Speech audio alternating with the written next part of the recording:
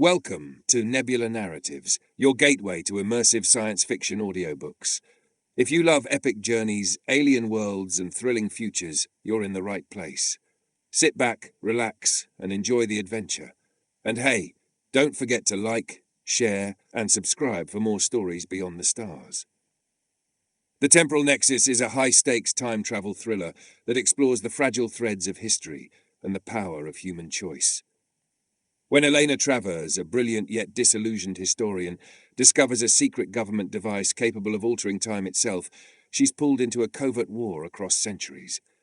Hunted by rogue agents and haunted by fractured memories, Elena must navigate collapsing timelines, hidden agendas, and moral dilemmas that threaten not only her past, but the future of humanity. With reality unraveling around her, she becomes the last hope to restore the timeline before time itself shatters. Published by Johnathan. Copyright 25 by Johnathan, all rights reserved. No part of this publication may be reproduced, distributed, or transmitted in any form or by any means, including photocopying, recording, or other electronic or mechanical methods, without the prior written permission of the publisher, except in the case of brief quotations embodied in critical reviews and certain other non-commercial uses permitted by copyright law. This is a work of fiction. Any resemblance to actual persons, living or dead, events or locales, is purely coincidental. Chapter 1 Prologue, The Vanishing Train. 1926, The Meridian Express. The rhythmic hum of the steam engine was a comforting melody to the passengers aboard the Meridian Express, an opulent train designed for the wealthy elite. Polished wood-panelled walls reflected the soft glow of gaslight chandeliers. Crystal glasses clinked as servers in crisp uniforms delivered champagne to their patrons. Laughter and conversation wove through the dining car, a microcosm of luxury and human ambition. At the helm of the train, Silas Grayson, the conductor, adjusted his pocket watch and cast a weary glance toward the engine car. Years of running the line had given him a sixth sense for trouble, and tonight the weight of unease pressed heavily on his chest. The train was full, its passengers oblivious to the storm clouds gathering in the distance. The stranger in black. In the rear car, away from the festivities, a man in a black trench coat sat alone. He clutched an ornate golden stopwatch, its surface etched with intricate symbols that seemed to shimmer when caught by the light. His presence was an anomaly. No one had seen him board, and his ticket bore no identifying details. He watched the rolling countryside through the window, his expression unreadable. When the train lurched slightly, his hand tightened around the stopwatch. The faint hum emanating from it grew louder, pulsing in rhythm with the train's wheels. The bridge. The Meridian Express approached Ironhaven Bridge, a hulking steel structure spanning a deep ravine. Fog clung to the valley below, swallowing the bridge's lower supports. Silas stood near the control panel in the engine car, watching the dense mist roll over the tracks. "Keep it steady," he told the engineer, his voice firm but calm. The man nodded, his hands gripping the controls as the train began its crossing. Back in the dining car, the mood was jubilant. No one noticed the faint vibration underfoot growing stronger. No one but the man in black, who rose from his seat and stepped to the center of the car, stopwatch in hand. "Forgive me," he muttered under his breath as he pressed a hidden mechanism on the device. The disappearance. A blinding blue light erupted from the rear car, surging through the entire train. The dining car fell silent as passengers shielded their eyes. The hum grew deafening, and the train itself began to shimmer, its edges losing definition as if it were a mirage. In the engine car, Silas yelled for the brakes, but his voice was swallowed by the noise. Sparks flew from the tracks as the train seemed to lift, its wheels no longer fully touching the rails. The fog below the bridge surged upward, enveloping the train in a swirling vortex of light and shadow. Then, just as suddenly as it began, the train was gone. The bridge stood empty, silent, save for the distant rumble of thunder. Present day, the lab. The sterile hum of fluorescent lights filled the air in Leyland Dynamics, a cutting-edge research facility buried beneath a mountain range. Scientists in white lab coats moved methodically around the Aeon engine, a towering machine of spinning rings and pulsating lights. Dr. Victor Leyland stood on a raised platform, his sharp gaze fixed on the display monitors. The Aeon engine was his life's work, a machine capable of bending the rules of space and time. Tonight, it was being pushed to its limits. "Power at 90%, called out Dr. Lena Hayes, the lead technician. Leyland nodded. "Increase to 95. Let's see what she can do." The rings of the Aeon engine spun faster, their hum growing into a low roar. The air in the containment chamber shimmered, and suddenly, with a crackling flash, debris began to materialize. "Are those railroad ties?" Hayes asked, her voice tinged with disbelief. Indeed, charred wooden beams, twisted metal, and sections of scorched rail lay scattered in the containment field. Leyland stepped closer, his brow furrowed. Among the debris was something that didn't belong. An ornate golden stopwatch, identical to the one described in the legends of the Meridian Express. The stopwatch! As Hayes approached the containment field, the stopwatch emitted a faint hum, growing louder as she reached out. Leyland's voice cut through the air. "Don't touch it!" But it was too late. Her fingers grazed the surface, and the stopwatch activated with a mechanical click. A swirling rift of light and shadow tore through the air above the Aeon engine, expanding rapidly. The scientists stumbled back as the rift stabilized, revealing fleeting images. A lavish dining car, frozen in time, passengers staring in shock as blue light engulfed them. The scene flickered, showing flashes of fog-covered tracks and the looming silhouette of Ironhaven Bridge. Then, as quickly as it appeared, the rift collapsed, leaving the lab in stunned silence. The meeting. Leyland paced the observation deck, the stopwatch cradled in his hands. The weight of the artifact was almost unbearable. It confirmed his greatest fear. The Meridian Express hadn't simply vanished, it had been displaced in time. "We've gone too far," he muttered. Hayes joined him, her expression grim. "If this is what we found at 95%, what happens when we push to full power?" Leyland didn't answer. Instead, he stared at the stopwatch, its symbols glowing faintly in the dim light. "We've opened a door," he said finally, "and I don't know if we can close it." As the scientists scrambled to document their findings, shadows flickered on the far wall of the containment chamber. They moved unnaturally, independent of the light sources. Leyland didn't see them, but the faint hum of the Aeon engine shifted, carrying with it an ominous resonance. In the shadows, the faint outline of figures in period attire seemed to watch, their presence a silent warning. Closing the chapter. Leyland stood alone in his office, staring at a faded newspaper clipping pinned to the wall. Meridian Express vanishes, no trace found of 128 passengers and crew. Below it, someone had scrawled in red ink, "Time will always correct itself." Leyland's gaze shifted back to the stopwatch on his desk. He reached for it, hesitated, and then withdrew his hand. "We may not have much time left," he murmured, as the hum of the Aeon engine filled the room. "Let me know if you'd like any edits or expansions."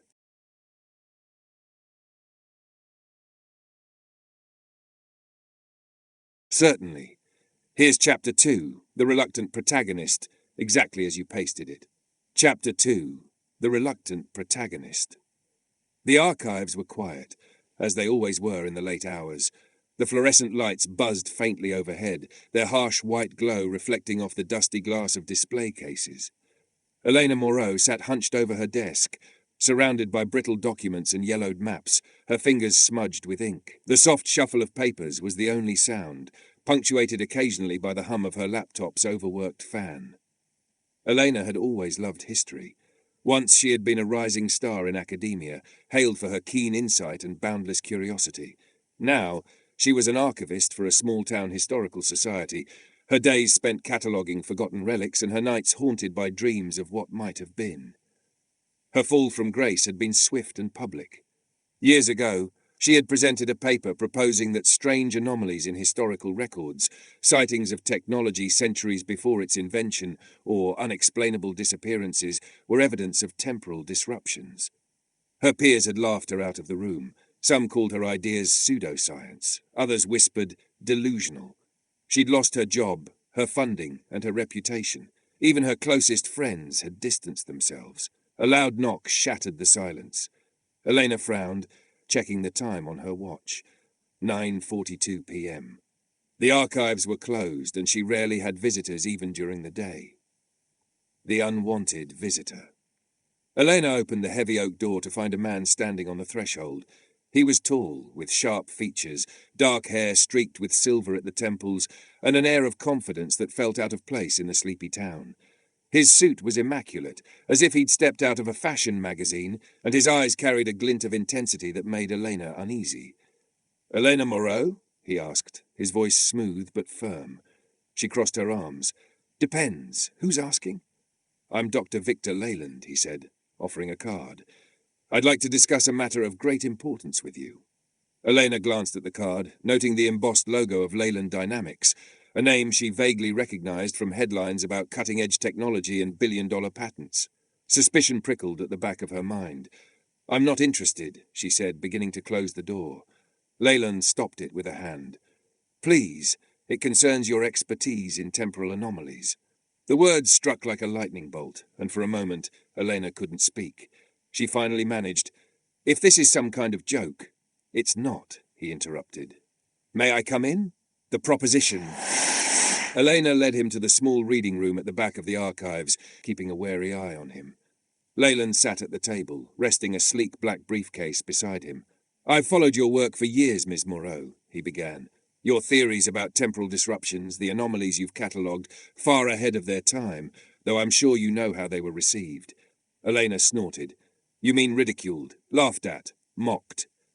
"And yet, you were right," he said, his tone calm but deliberate. "The anomalies you identified weren't coincidences. They were disruptions in the time stream." She stared at him, waiting for the punchline. "You're serious?" Leyland opened the briefcase, revealing a stack of photographs and documents. He slid the first photo across the table. It was a grainy image of a train, its nameplate reading Meridian Express, half submerged in a glowing blue mist. "This photograph was taken in 1926, he explained, the night the Meridian Express disappeared.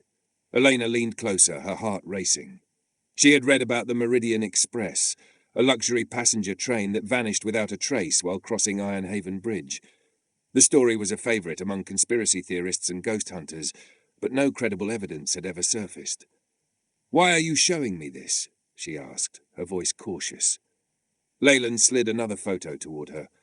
This one showed a man in period clothing, 1920s-style suit, hat, and all, walking down a street filled with futuristic buildings and flying cars. The timestamp in the corner read 21 and 89. Elena's breath hitched. "This is impossible." "I thought you'd say that," Leyland said, smirking faintly. "But it's real. The Meridian Express didn't vanish. It was displaced in time." The conflict. Elena pushed the photos back. "This is ridiculous. If this is some elaborate prank, I'm not amused." Leyland's smirk faded. "This is no prank. We've found remnants of the train in my lab. Railroad ties, charred wood, even pieces of the bridge it crossed. And we've recovered something else." He reached into the briefcase and withdrew a small object, setting it gently on the table. It was a golden stopwatch, ornate and gleaming, its surface etched with intricate symbols. Elena felt a strange pull toward it, an almost magnetic sensation. "What is it?" "A key," Leyland said cryptically, "and a very dangerous one. We need your help to understand its significance and to locate the train." Elena leaned back, crossing her arms. "Why me?" "You're one of the few people who recognize these anomalies for what they were," Leyland said. "Your research may be the only way to prevent a larger catastrophe." Elena's reluctance. She stood abruptly, shaking her head. "No, I'm not getting involved. I've had enough of being mocked and humiliated for one lifetime." Leyland's expression hardened. "You'd let fear stop you from uncovering the truth? From saving lives?" "Don't try to guilt me," Elena snapped. "You don't know what it's like to have your career destroyed, your name dragged through the mud." "I know more than you think," Leyland replied quietly. Elena's defiance faltered. She wanted to dismiss him, to return to her quiet, predictable life. But the images lingered in her mind, the train, the man in the future, the stopwatch. The call to action. That night, she sat in her cramped apartment, staring at her old notebooks piled in the corner. Memories flooded back. Late nights spent poring over records, piecing together anomalies, chasing a truth no one else could see. She pulled a photo from the top of the pile. It showed her grandmother as a young woman, standing on a train platform, wearing a distinctive locket. The locket was identical to one worn by a woman in the Meridian Express photo Leyland had shown her. The realization sent a chill down her spine. Could it be a coincidence? Or had her family somehow been connected to the train all along? The next morning, when Leyland returned, Elena was waiting at the door with a packed bag. "I'll help you," she said, "but on my terms." Leyland smiled faintly. "Welcome aboard." As he handed her the golden stopwatch, its hum grew faintly louder in her hands, a signal that her quiet life was over. Ahead lay answers and dangers she could never have imagined.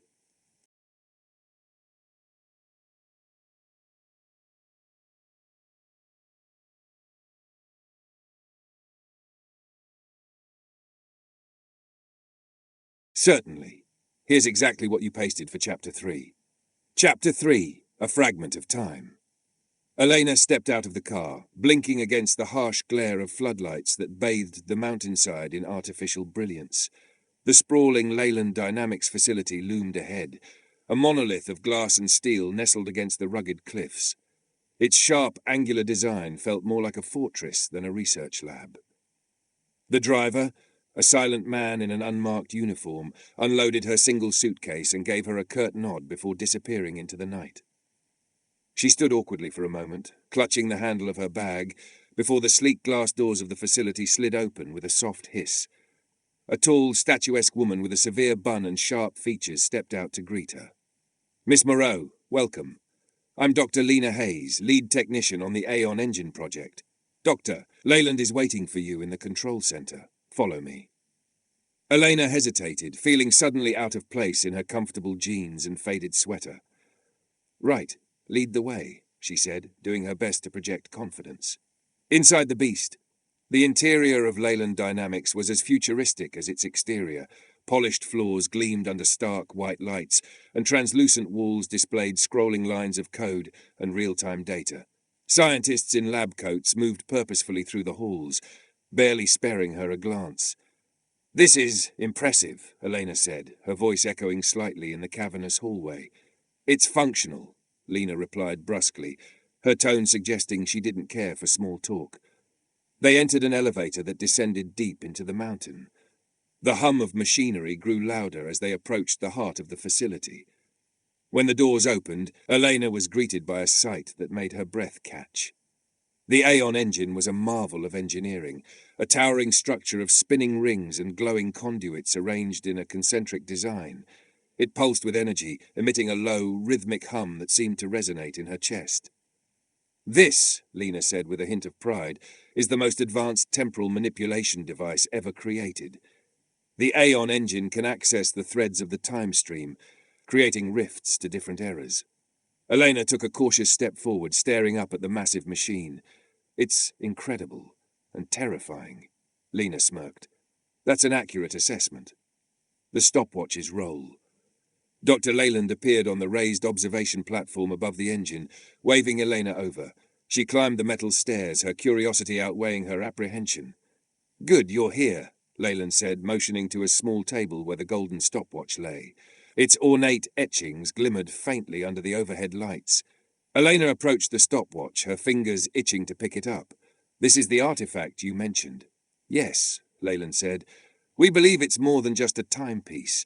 It's a key, a tether to a specific point in time, perhaps even to the Meridian Express itself." "How does it work?" she asked. "We're not entirely sure," Lena interjected, joining them on the platform. "What we do know is that it reacts strongly to the Aeon engine. Too strongly." Leyland gestured to a monitor displaying jagged energy readings. "The stopwatch's energy signature aligns with the engine's, but when brought too close, it creates instability. That's what we need your help to understand." A demonstration. Leyland turned to the control console. "Let me show you what the Aeon engine can do."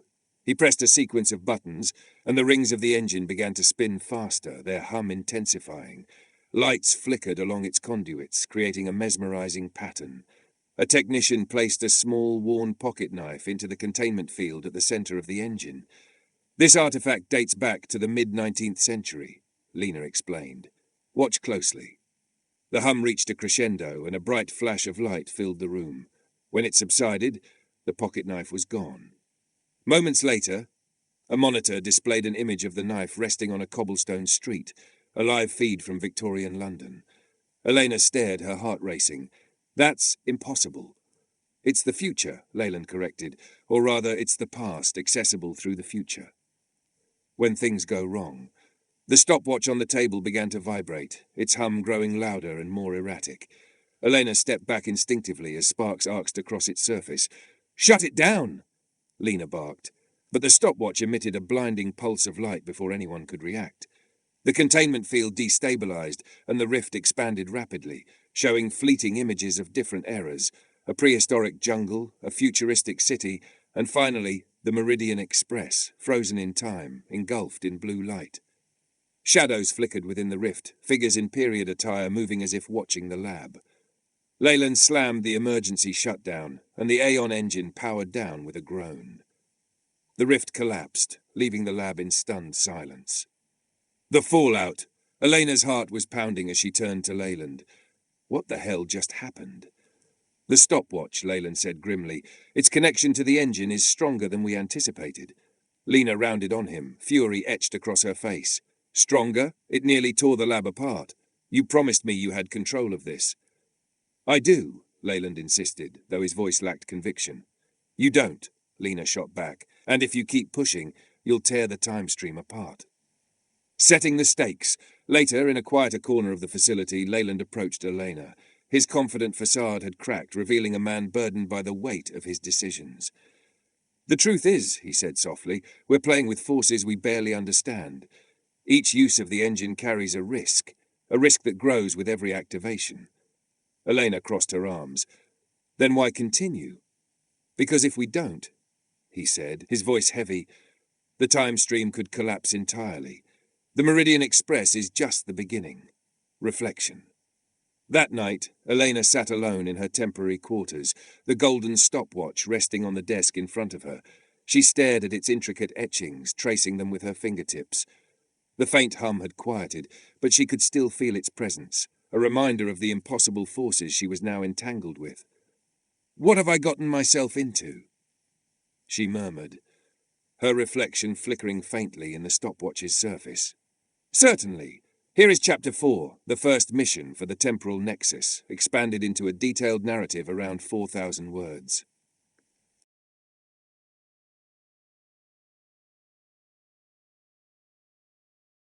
Certainly. Here's the full Chapter 4 you just provided. Chapter 4, the first mission. Elena's footsteps echoed in the cavernous briefing room as she entered, the heavy steel doors sliding shut behind her with a definitive hiss. The room was minimalist, bright overhead lights, a large digital table in the center, and walls lined with monitors displaying streams of data. At the head of the table stood Dr. Victor Leyland, flanked by two others, a tall, broad-shouldered man with a military stance and a younger woman tapping rapidly on a tablet. Glad you could join us, Miss Moreau, Leyland said, his voice steady but carrying an edge of urgency. This is Caleb West, our security lead. The man nodded curtly, his gaze sharp and unyielding. And I'm Ivy Sinclair, the woman said with a smirk, never looking up from her device. I'm here to make sure you don't break anything important. Elena's eyes flicked between them. Caleb's presence was imposing, his no-nonsense demeanor a stark contrast to Ivy's sarcastic energy.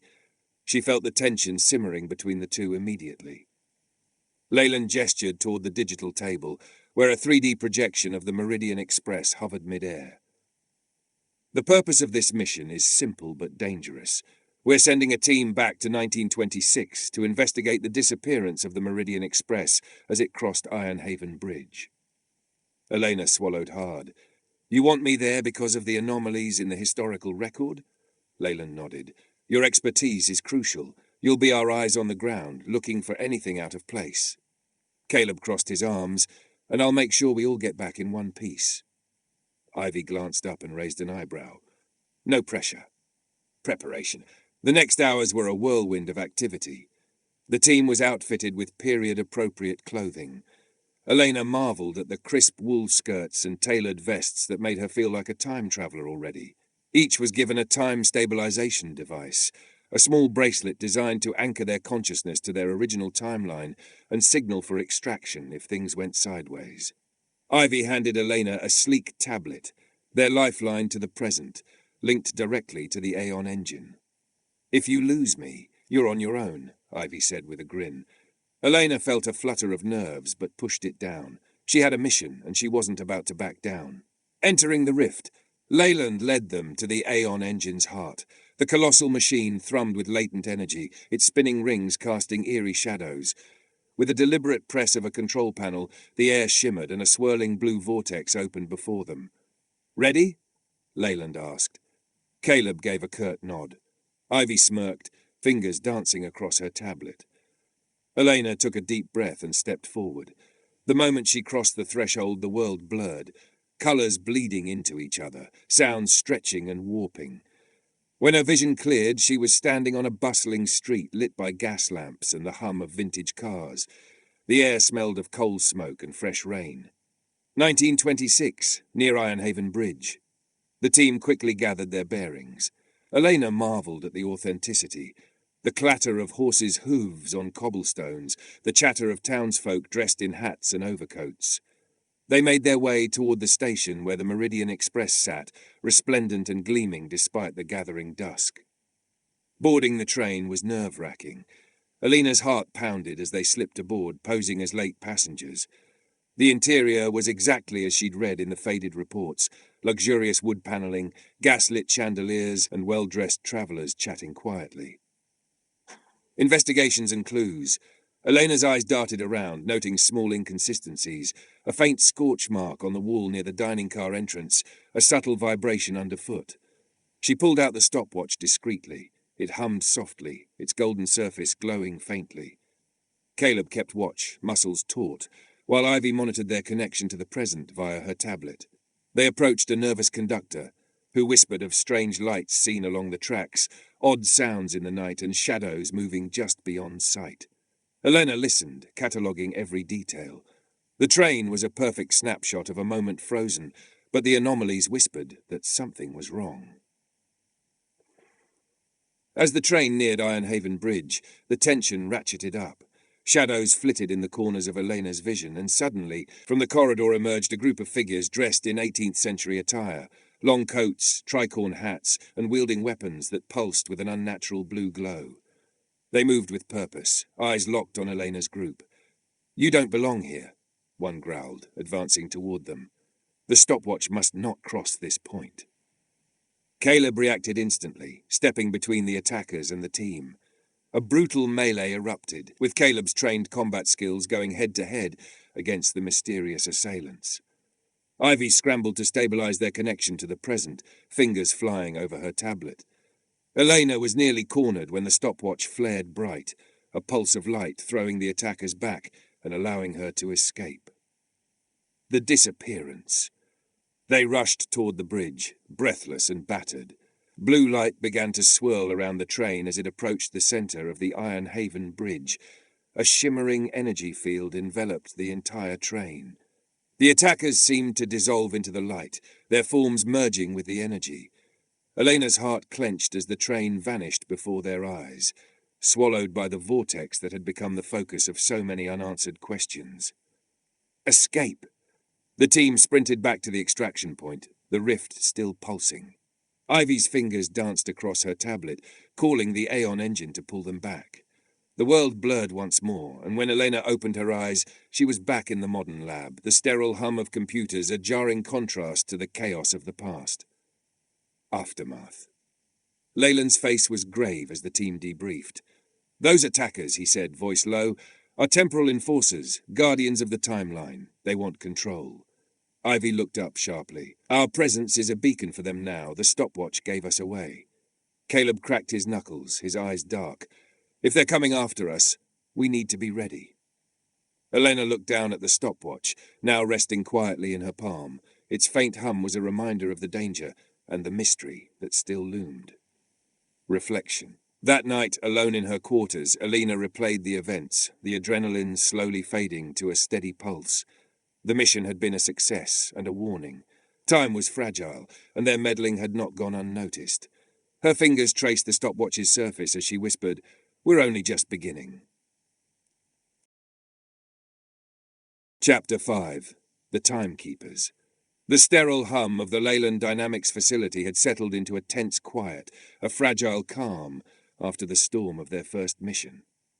Elena sat in the small conference room, her fingers absently tracing the intricate etchings on the golden stopwatch. The faint hum that had become its signature was almost comforting now, a tether in a world unravelling at the seams.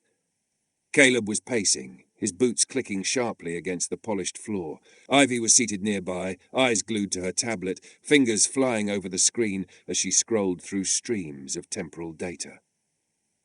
Uneasy calm. "The energy signatures we saw near Ironhaven Bridge, they're growing stronger," Ivy said without looking up. "It's like the time stream itself is fraying." Elena frowned. "Do you think the attackers we faced are connected to this?" Caleb stopped pacing and leaned against the wall. "If they're coming from the past or future, they're serious about protecting something, or someone." The weight of their predicament pressed down on them. The Meridian Express was just one thread in a tapestry that was beginning to unravel, and they had pulled it taut. First contact. Later that night, as the facility's corridors dimmed and shadows deepened, Elena's tablet vibrated with an incoming encrypted message. She unlocked it with a mix of curiosity and caution, recognizing the cipher instantly, an ancient code she'd studied long ago. The message read, "The Aeon engine threatens the fabric of time. Cease your work or face consequences." Her heart quickened. The handwriting was precise, almost mechanical, yet the warning was clear. Before she could process further, a sharp knock echoed through the hall. Elena's breath caught as three figures entered the room. They wore dark, sleek uniforms, futuristic but understated, with insignias that shimmered faintly in the dim light. One stepped forward, his calm demeanor commanding the room. "I am Cassian," he said, voice smooth but edged with authority. "We are the Timekeepers." Meeting the Timekeepers. Elena felt a chill as the three strangers introduced themselves. Cassian, the leader, Celine, whose eyes held a cold skepticism, and Marek, silent but watchful. "We exist outside of conventional time," Cassian began. "Our mission is to monitor and police temporal disruptions. Your Aeon engine has caused ripples, dangerous destabilizations that threaten to fracture reality itself." Leyland entered behind them, his face hard. "We are trying to understand the time stream, to fix what's broken." Cassian's gaze was unwavering. "Your actions risk accelerating the collapse. The Aeon engine must be destroyed." The demand. The tension was palpable as Cassian laid out their ultimatum. Immediate shutdown and destruction of the Aeon engine. Leyland's defiance was fierce. "Without this technology, we cannot hope to control what is coming." "Then you gamble with the fate of all timelines," Cassian warned. Elena found herself caught in the crossfire of ideology, progress at any cost or preservation at any price. Elena's dilemma. Cassian shared glimpses of possible futures. Fractured realities, timelines splintering into chaos, entire histories erased or overwritten. Elena's mind raced. Was the Aeon engine a tool for salvation, or a weapon of destruction? Could the stopwatch guide them toward answers, or doom them all? Warning signs. Days passed, and the facility became a hotbed of strange phenomena. Clocks ran backward, shadows flickered unnaturally. Ivy's data showed temporal signatures that defied explanation. Caleb tightened security, suspecting sabotage. Leyland, meanwhile, began covertly preparing backup plans, unwilling to relinquish control, setting the stage. As tensions rose and loyalties shifted, Elena knew the battle for time itself had begun. She sat alone one night, the Aeon engine pulsing softly before her, the stopwatch glowing faintly beside it. Time would judge them all. Chapter 6. The Paradox Encounter. The hum of the Aeon engine filled the cavernous chamber as Elena stood before the swirling temporal rift. The weight of the golden stopwatch in her pocket felt heavier than ever, a tether binding her to the past and the uncertain future. The mission ahead was clear: retrieve the passenger manifest from 1926, yet beneath the clarity, a gnawing unease settled in her chest. Dr. Victor Leyland's voice echoed in her mind from the morning briefing. Every step forward must be measured. Avoid interference. We cannot risk further destabilizing the time stream. But how could she avoid the past when it was no longer just history, but the very fabric of her own family's story? Preparation. Elena's fingers trembled as she fastened the period-appropriate jacket, the heavy wool sleeves unfamiliar against her skin. Ivy had loaded her gear with the precision of a surgeon, tools for discreet document retrieval, small cameras disguised as buttons, and communication devices calibrated to the present. Caleb offered a rare smile. Remember, stay sharp. One wrong move and we could unravel everything. Elena nodded, swallowing hard. The last thing she wanted was to cause a ripple, but the past was already calling to her. Arrival in 1926. The world shifted again, the kaleidoscope of blurred colours and stretched sounds warping, until she landed softly on a cobblestone street, drenched in the golden light of a fading afternoon. The scent of coal smoke mingled with freshly baked bread and rain-soaked earth. She moved quickly, blending into the crowd at Ironhaven's train station. The hustle of vendors, the whistle of steam engines, and the chatter of townsfolk felt almost surreal, like stepping into a photograph. The unexpected meeting. Intent on locating the station's administrative office, Elena rounded a corner and paused. There, seated on a bench, was a young woman with soft brown hair and warm eyes. Something about her struck Elena with unexpected familiarity, an echo from another time. As she approached, the woman looked up, offering a gentle smile. "Lost?" the young woman asked. Elena hesitated, then forced a smile. "Just looking for the station manager's office." The woman stood gracefully. "I can show you the way. I'm Anna," she said, her voice melodic. Elena's heart caught. Anna, the name was etched in her childhood memories. This was her grandmother, decades before she had ever known her. A conversation across time. They walked together, the young Anna speaking of dreams and hopes, of a world waiting beyond the bridge, of a life yet to be written. Elena listened, each word a bittersweet gift, filling gaps in her understanding of her own past. Yet beneath the warmth, Elena fought the urge to reveal who she was. Every moment with Anna risked changing the future she had always known. The disaster unfolds. As they reached the office, Elena's attention flicked to an oil lantern resting precariously on a nearby crate. A sudden jostle, a misplaced step, sent it tipping over, spilling oil across the wooden floor. Before she could react, a spark ignited the liquid. Flames licked upward, the scent of smoke filling the air. Chaos erupted. Shouts rang out as station workers scrambled to contain the blaze. Elena's heart pounded. Her presence had triggered a disaster, however small, threatening the train's departure and the timeline itself. Containment and consequences. Elena acted quickly, dousing the flames with a nearby blanket and urging calm among the panicked crowd. She worked frantically to minimize damage, all while keeping her identity hidden. Back at the extraction point, Ivy's voice crackled over the comms. Temporal signatures are fluctuating, the timeline's reacting. Elena's stomach sank. Even minor interference could cascade into catastrophe. Reflection and regret. Later, alone in her quarters, Elena grappled with guilt. Had she doomed the Meridian Express? Was the stopwatch's pull a curse rather than a blessing? She confided in Caleb, whose steady presence was a balm. "Time is unpredictable," he said. "Mistakes happen. The key is learning, adapting." Ivy's usual sarcasm softened. "Yeah, and don't forget, it's supposed to be hard. If it was easy, someone else would have fixed it by now." The passenger manifest. Determined to fulfill her mission despite setbacks, Elena returned to the station's dusty archives under cover of night. There, beneath layers of dust and faded ink, she found it, the ledger listing every passenger aboard the Meridian Express. The names were ordinary, yet some carried subtle anomalies, misplaced dates, unexplained gaps that hinted at deeper mysteries. Return to the present. Crossing back through the rift, Elena felt the weight of her journey. The stopwatch glowed faintly in her hand, a reminder that time was fragile and precious. Yet as she settled back into the lab's sterile air, a shadow moved unseen through a distant corridor, eyes watching, waiting. Chapter 7. The Rival Faction. The air in the lab was heavy with unspoken tension. Ivy's fingers danced over her tablet as streams of data scrolled across the screen, the glow illuminating her face in the dim light. Caleb stood nearby, arms crossed, his stance rigid. Elena lingered at the edge of the room, clutching the golden stopwatch, its faint pulse a reminder of the growing mysteries surrounding them. "You're saying this isn't random?" Caleb's voice cut through the silence, sharp and disbelieving. Ivy didn't look up. "It's not just random, it's coordinated.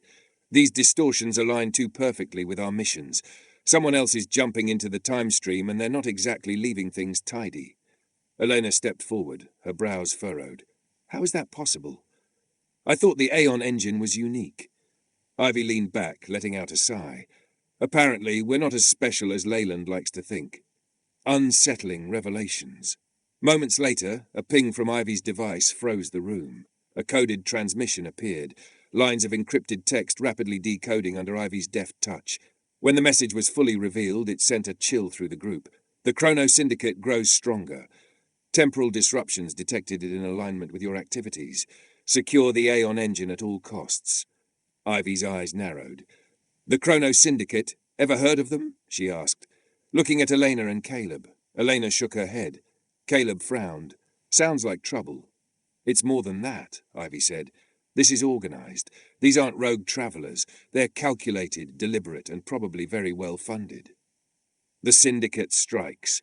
The warning proved prophetic. Hours later, alarms blared through the facility, red lights flashing as automated defenses activated.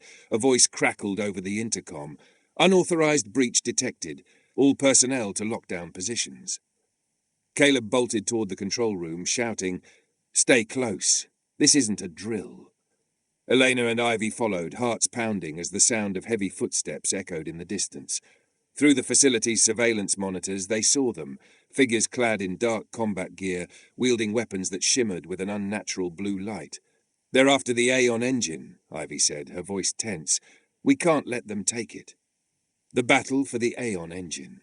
The attackers moved with precision, systematically disabling security systems and advancing toward the core chamber. Caleb took charge, coordinating the facility's defenses and leading a team of guards to hold the line.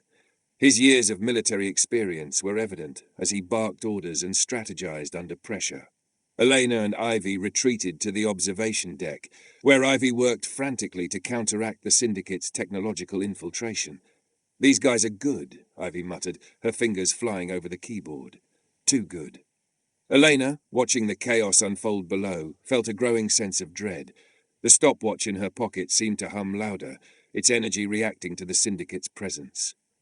A captured operative. In the chaos, Caleb managed to incapacitate one of the attackers, dragging him into a secured room for questioning. The man's face was hidden by a sleek helmet, but his posture exuded defiance.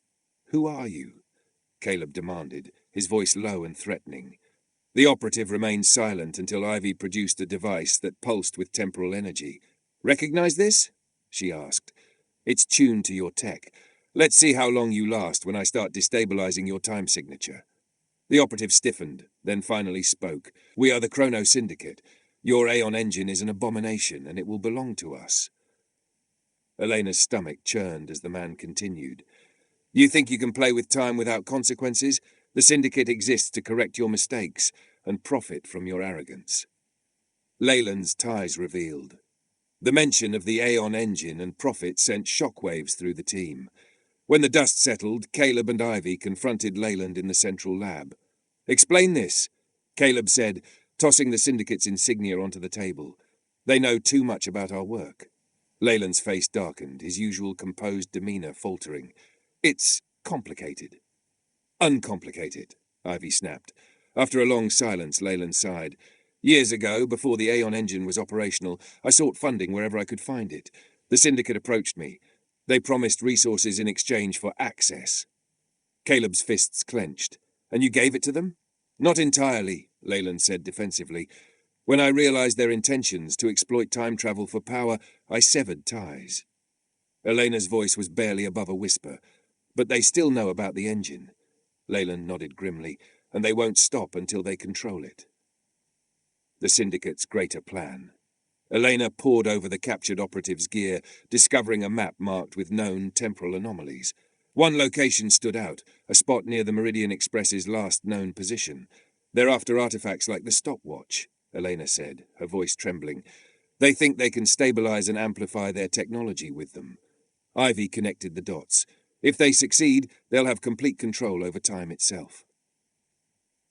A fractured team. The revelation of Leyland's past ties to the Syndicate fractured the team's unity. Caleb openly questioned Leyland's leadership, suggesting that he be removed from decision-making. Ivy, ever pragmatic, proposed locking him out of critical systems to ensure he couldn't compromise their work further. Elena found herself in an impossible position. We need Leyland's knowledge, she argued. Whatever his mistakes, he's still our best chance at stopping them. Foreshadowing betrayal. Later that night, Leyland sat alone in his quarters, staring at a hidden communicator. He hesitated, his hand hovering over the device before finally activating it. A familiar voice crackled through the speaker. "Dr. Leyland," the voice said smoothly. "We knew you'd see reason." Leyland's face twisted with guilt and resolve.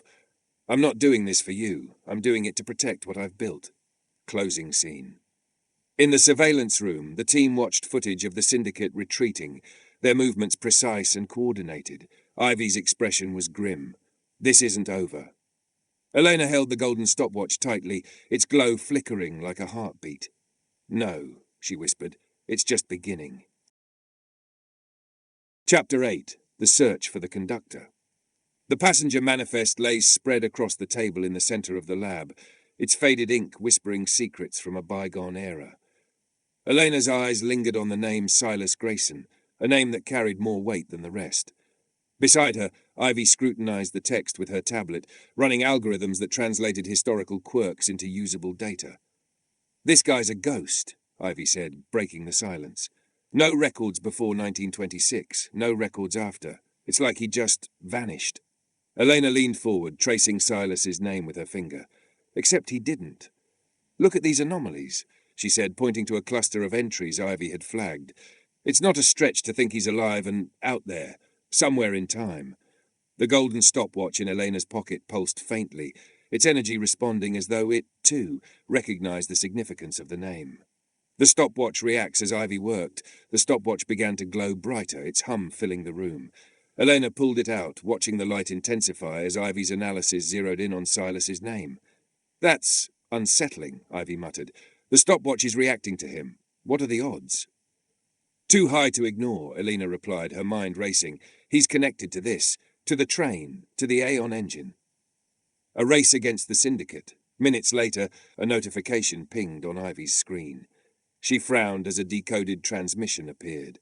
"It's from the Syndicate," she said, her tone grim. "They're hunting him too. They think Silas has knowledge that could tip the scales in their favor." "Then we don't have much time," Caleb said, stepping into the room. His expression was unreadable, but his tone carried urgency.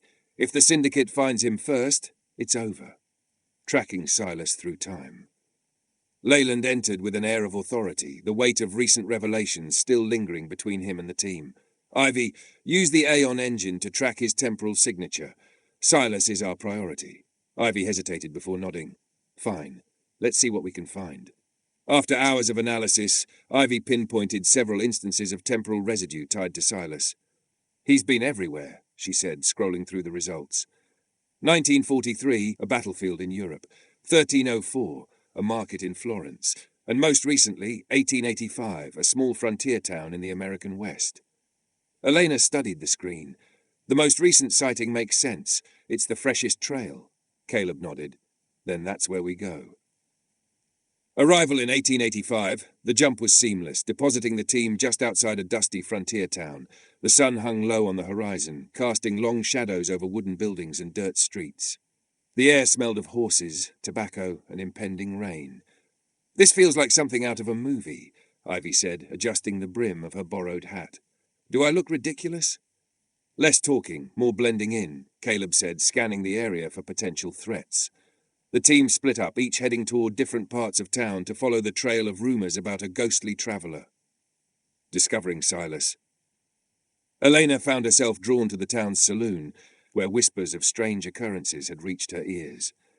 Inside, the air was thick with cigar smoke and the faint scent of whiskey. She spotted a man in a corner booth, hunched over a drink. His tattered conductor's uniform was unmistakable. "Silas Grayson?" she asked softly, sliding into the seat across from him. The man looked up, his eyes weary but sharp. Depends who's asking. Elena hesitated before pulling the golden stopwatch from her pocket. The effect was immediate.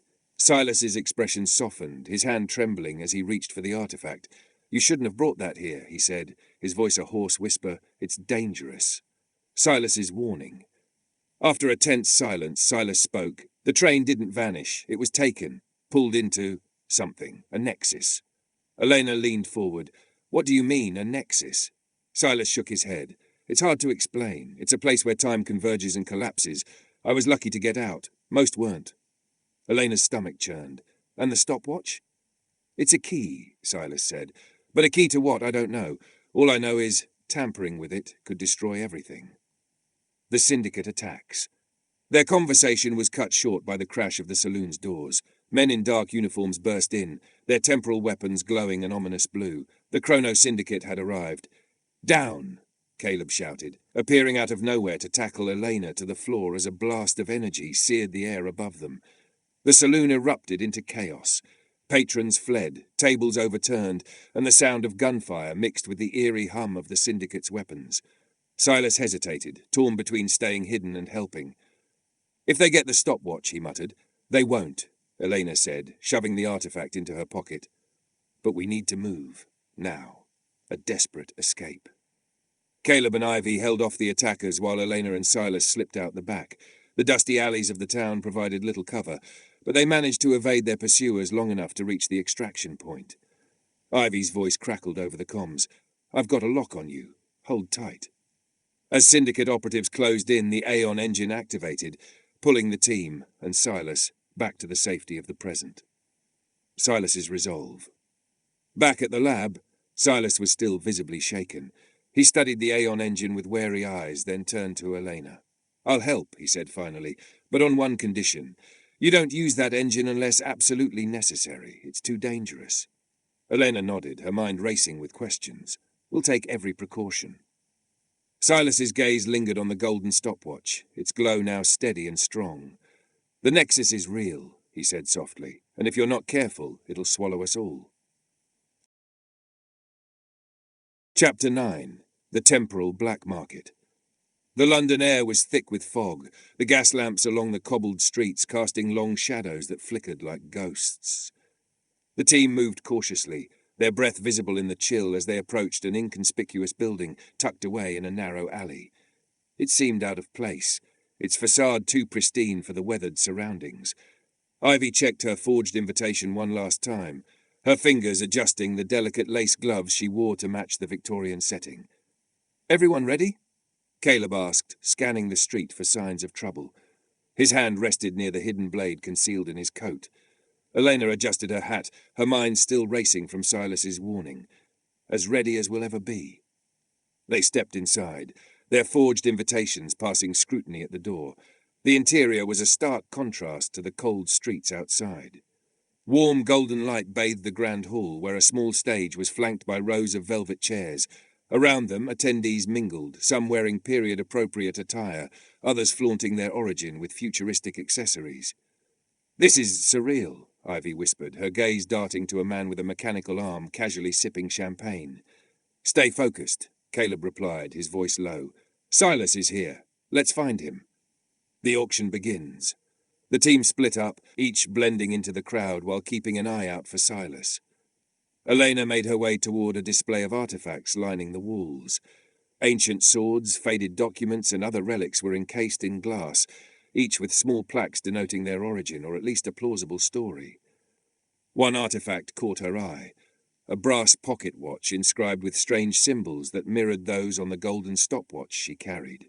She leaned closer, her breath fogging the glass. Beautiful, isn't it? A voice said behind her. Elena turned to see a sharply dressed man with a curious smile.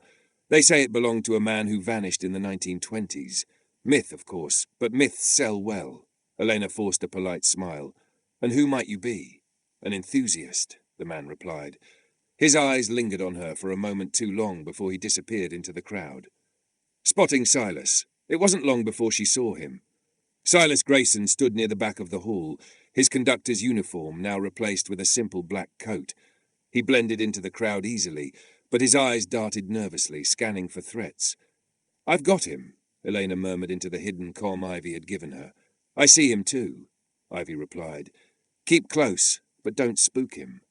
Silas's attention turned sharply to the stage as the auctioneer began announcing the first item, a Roman sword supposedly wielded by Julius Caesar.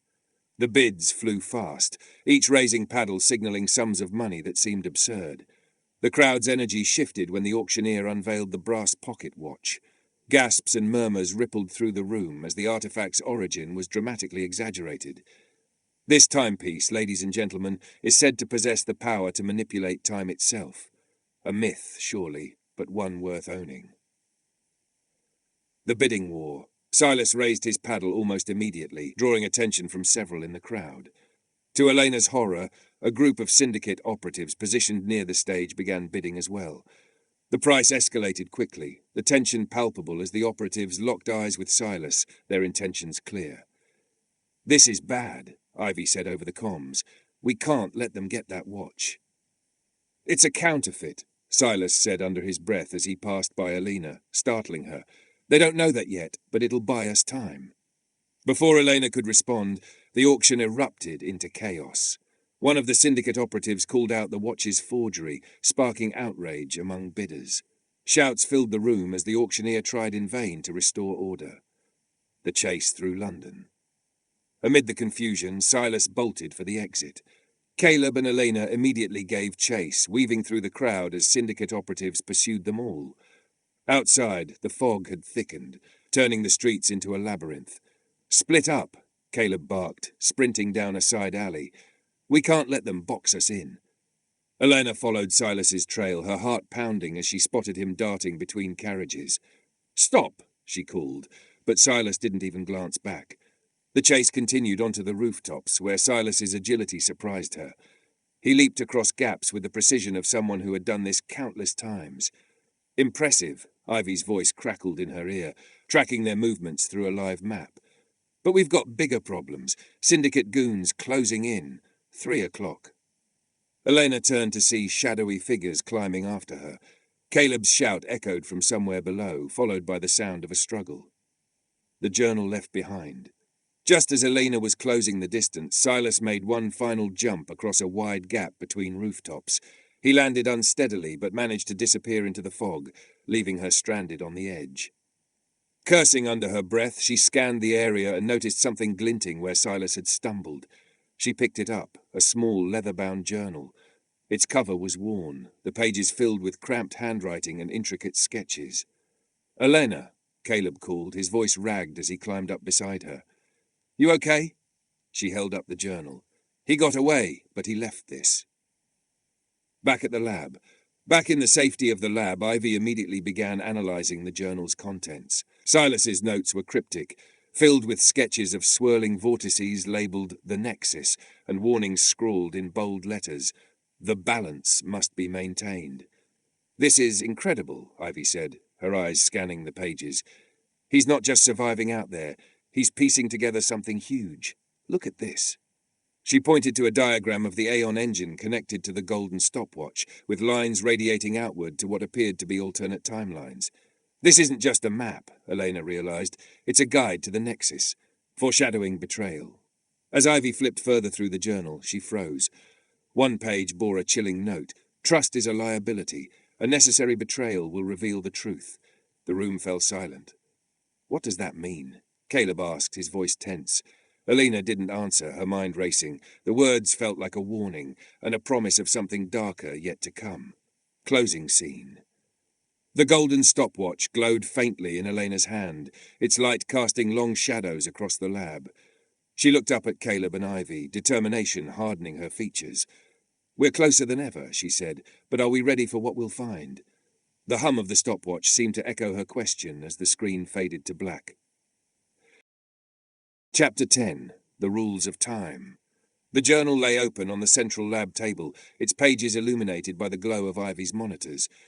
The cryptic sketches and hurried scrawl seemed to breathe with their own urgency, as though the book itself was alive with the weight of its secrets. Ivy adjusted her glasses, her face set in determination as lines of code scrolled across her screen. This isn't just a diary, she muttered, almost to herself. It's a survival guide. Elena stood nearby, arms crossed, her eyes fixed on the faintly glowing stopwatch in her hand. The journal's contents seemed to react to its presence, as though the artifact and the text were somehow connected. "What have you got?" Caleb asked, his voice low and tense. He leaned against the wall, his usual stoicism tinged with unease. Ivy glanced at him, her fingers never pausing on the keyboard. "Rules.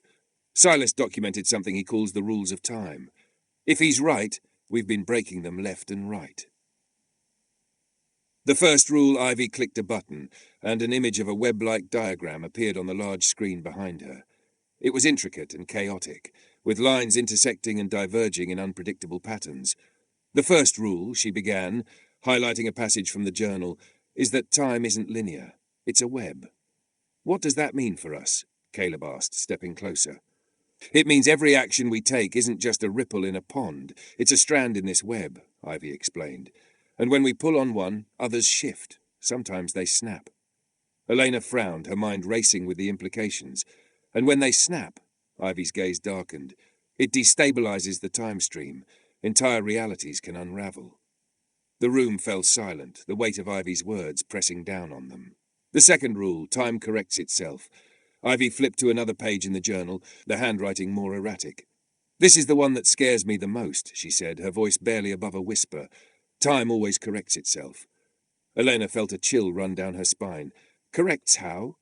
"Silas wrote about something he called corrections," Ivy replied. "When we deviate too far from the natural flow of events, time fights back. It fixes the anomaly, usually in ways we don't want." Caleb raised an eyebrow. "Like what?" "Deaths, disappearances, entire timelines erased," Ivy said grimly. "And the closer we get to the Nexus, the stronger the corrections become." Elena tightened her grip on the stopwatch, its hum growing louder in response. "We've already seen this," she murmured, thinking back to the strange occurrences in the lab, the misplaced objects, the flickers of déjà vu. Personal reflections. Later, as Ivy continued decoding the journal, the rest of the team drifted into their own thoughts. Elena sat alone in a quiet corner, turning the stopwatch over in her hands. Her mind replayed the moment she'd met her younger grandmother in 1926, the fleeting connection that now felt like a mistake. "What if I caused something irreversible?" she whispered to herself. Caleb, meanwhile, stared out the window at the swirling void of hyperspace visible through the lab's observation deck. His past missions as a soldier had taught him to accept loss, but this was different. If time could undo their choices, what did that mean for the sacrifices he'd made? In another corner, Ivy furiously scribbled notes, torn between her scientific curiosity and the ethical dilemmas of their work. Leyland's words echoed in her mind. This is the pinnacle of human discovery. But at what cost? The Nexus connection. As Ivy neared the journal's final pages, a pattern began to emerge. She called the team back to the table, her voice urgent. "Look at this," she said, pointing to a detailed sketch of a swirling vortex.